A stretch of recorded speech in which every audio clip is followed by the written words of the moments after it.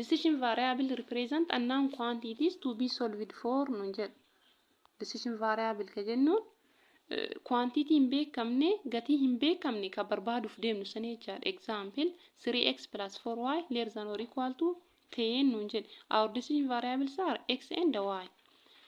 Decision variable kenna jechuun jijjiiramaa sana jechaadha. X yookaan y yookaan ammoo x1 x2 jedhee nu kennamu sun jijjiiramaan sun ka gatii isaan beeyne sun ka x yookaan ammoo y nu kennamu sun decision variable kenna jechaadha. Equation 3x plus 4y less than or equal to 10 jedhu kan nutti kenne decision variable kennamaa inni jedhe x fi y ta'a jechaadha. Decision variable inni nun yookaan ammoo definition isaa represent unknown quantities to be solved for. Ka gatii isaan beeyne san ka barbaaduuf deemnu sanii jechaadha gara fuulduraatiitti. Wanni sun maal decision variable dha jechaadha. Inni illee components of linear programming keessaa isa tokko.